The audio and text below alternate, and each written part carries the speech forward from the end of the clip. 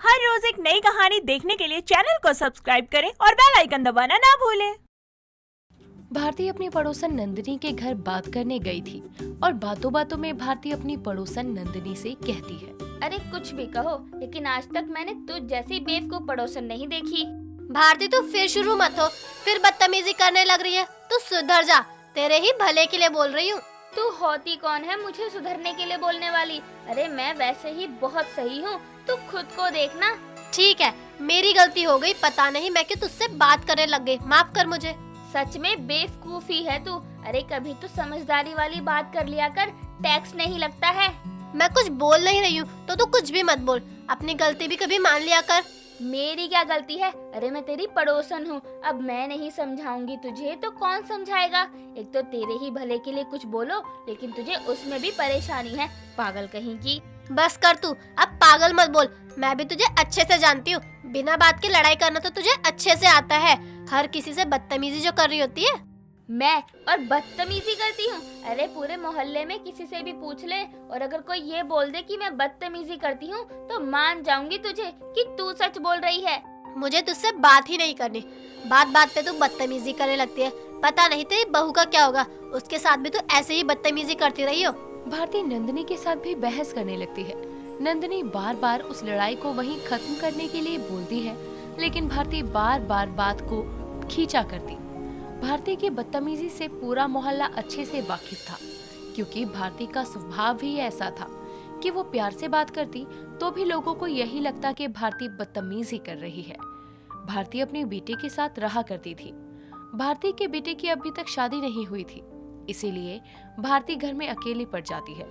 कुछ दिनों बाद भारती का लड़का हेमंत अपनी मर्जी से एक शादी करके लड़की को घर लेकर आता है, और इसके बाद भारती अपने बेटे के साथ सुरभि को देखकर कहती है, अरे ये किस लड़की को उठा लाया तू?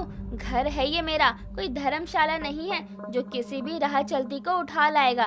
जा, जहाँ से लाया है वही वापस छोड़ के आ। माँ, ये आपकी बहू है सुरभि, मैंने इससे शादी की है। अब ये सुरभि हमारे साथ इसी घर में रहेगी। तूने शादी कर ली और मुझसे पूछना या बताना जरूरी नहीं समझा? बीवी के पल्लू में बंधने का ज्यादा ही शौक है, जो ये ससुरी बहू को उठा लाया और मेरे सर पर पटक दिया। माँ, थोड़ा तो सोच समझ कर बोलो, आपकी बहू है ये, कुछ भी बोलती जा रही हो। अरे सोचना तुझे चाहिए था, हम तो घर में सब्जी लाने से पहले भी 4 बार सोचते हैं, और तू घर में बहू ले आया और ये सोच रहा है कि अब मैं कुछ बोलूं भी ना। माँ, आपको जो कुछ भी बोलना है मुझे बोल लो, लेकिन सुरभि को कुछ मत बोलो, वो बहुत ही अच्छी है। आपको खुद ही पता चल जाएगा कि आपको उसकी जैसी बहू मिलती ही नहीं। वो तो मुझे पता चल ही गया। अरे लड़के को फंसा लिया और शादी कर ली, जरा भी शर्म लिहाज नहीं है। अभी भी खड़ी है, माँ बेटे में लड़ाई करवा दी इसने आते ही। सुरभि कुछ बोल नहीं रही है, इसका मतलब ये नहीं है कि आप उसके साथ ऐसे बर्ताव करते जाओ। आप अपनी ही बहू के साथ इतनी ज्यादा बदतमीजी कैसे कर सकती हो? अरे इसे तो मैं झाड़ू से अच्छे से सुधार दूं, और तू बदतमीजी की बात करता है। माँ, आपको बोलना है ना तो ठीक है।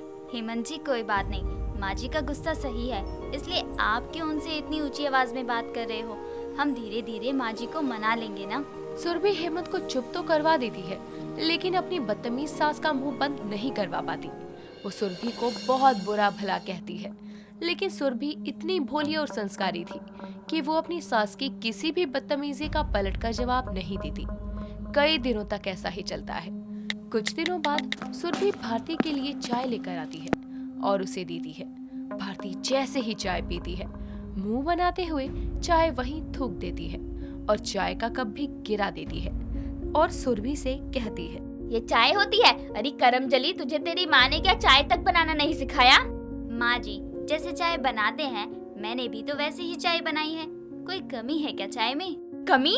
अरे नालायक, इससे बेकार चाय मैंने आज तक नहीं पी। ऐसी चाय पीने से तो लाख गुना अच्छा है कि मैं जहर खाकर मर जाऊं। पता नहीं क्या आता है तुझे। माँ जी मुझे माफ कर दीजिए, मैं आपके लिए अभी जल्दी से वापस एक कप चाय बना देती हूँ। अब की बार चाय जैसे आप बोलेंगी ना वैसे ही बनाऊंगी मैं। हाँ हाँ, बार बार चाय बनाओ, गैस खत्म करो, चीनी चाय पत्ती खराब जाए, इन सब का खर्चा तो तेरा बाप ला कर देगा ना। उन्होंने तो अपने घर में पैसों का पेड़ लगा रखा होगा। माँ जी आप मेरे पापा को इन सब चीजों के लिए बीच में क्यों ला रही हो? लो, मुझे लगने ही लगा था कि तुझ में थोड़े बहुत तो संस्कार हैं ही, लेकिन जैसे ही तेरा मुंह खुला पता चल गया कि तुझसे ज्यादा बेशरम कोई हो ही नहीं सकता। माँ जी मैंने अब क्या कर दिया? आप ऐसे क्यों बोल रही हैं? अरे जब तुझे अपने बाप से इतना ही प्यार था तो वहीं रहती ना, क्यों मुंह उठाकर आ गई? किसी ने न्योता नहीं दिया था, आ गई मेरी छाती पर मूंग दलने। मैं इसे साफ कर देती हूँ और शाम के खाने की तैयारी कर लेती हूँ। तेरी जैसी बहू तो भगवान किसी दुश्मन को भी ना दे, ना संस्कार है ना ही कुछ काम आता है, और तो और मेरे बेटे को मेरे खिलाफ करती रहती है।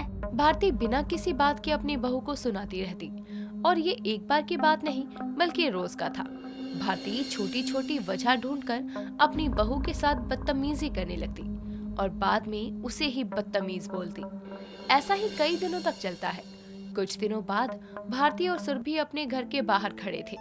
तभी वहाँ से उसकी पड़ोसन नंदिनी जा रही थी और भारती कहती है, ए छी छी ए। माँ जी, आप ये कैसे बुला रही हैं? आप उन्हें नाम से भी तो बुला सकती हैं ना। बहू ये तेरी सास की पुरानी आदत है। अरे शरीफ लोगों के साथ रहकर बुरे से बुरे इंसान में भी शराफत आ जाती है, लेकिन तेरी सास की बदतमीजी कभी कम नहीं हो सकती। बहू, तू मेरी बहू होकर मेरी ही पड़ोसन के साथ मेरी बुराई कर रही है, तुझे शर्म नहीं आती? आप यहीं तो खड़ी हो, सारी बात आपके सामने हो रही है। मैंने तो कुछ भी नहीं बोला है और आप बोल रही हो कि मैं आपकी बुराई कर रही हूँ। अब तू मुझे पलटकर जवाब दे रही है? तेरी इतनी हिम्मत बढ़ गई, सामने पड़ोसन है तभी तेरी जुबान कैंची जैसी हो रही है ना। चल तुझे तो मैं बताती हूँ अच्छे से। अरे भारती, ये क्या कर रही है तू? तेरी बहू है वो, इतनी भोली मासूम, तेरी सारी बातें मानती है और तू उसके साथ ऐसा बर्ताव कर रही है। जब मैं तुझसे बात करूँ ना तब बोला कर, अभी तुझसे बात नहीं हो रही है ना तो चुप ही रह। भारती को नंदिनी और सुरभि की बातों का बहुत गुस्सा आता है और भारती सुरभि को घर में लेकर जाती है। सुरभि से बोल ही रही थी कि तभी वहाँ पर हेमंत आता है और भारती को सुरभि को सुनाते हुए देखकर हेमंत कहता है, माँ ये सब क्या हो रहा है और आप फिर सुरभि के साथ बदतमीजी कर रही हो? तू हमेशा ही अपनी बीवी की तरफदारी करता है और अब देख ले, तेरी बहू पड़ोसियों के साथ मिलकर मेरी बुराई करती है। नहीं हेमंत जी, ऐसा कुछ नहीं है, मैंने कुछ भी नहीं बोला था। माँ जी ही गलत समझ रही हैं। तो फिर से झूठ बोल रही है। रुक, तुझे तो मैं बताती हूँ।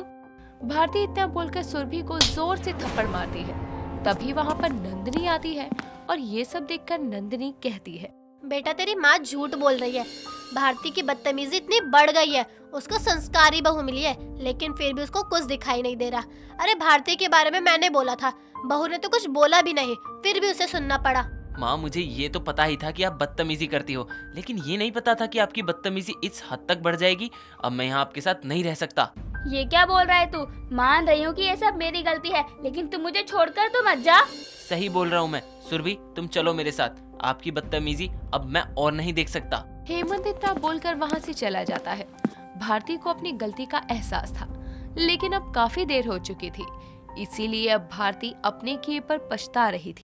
दोस्तों अगर आपको ये कहानी पसंद आई तो इसे लाइक करें, शेयर करें और कमेंट करके बताएं कि कहानी में आपको सबसे अच्छा क्या लगा।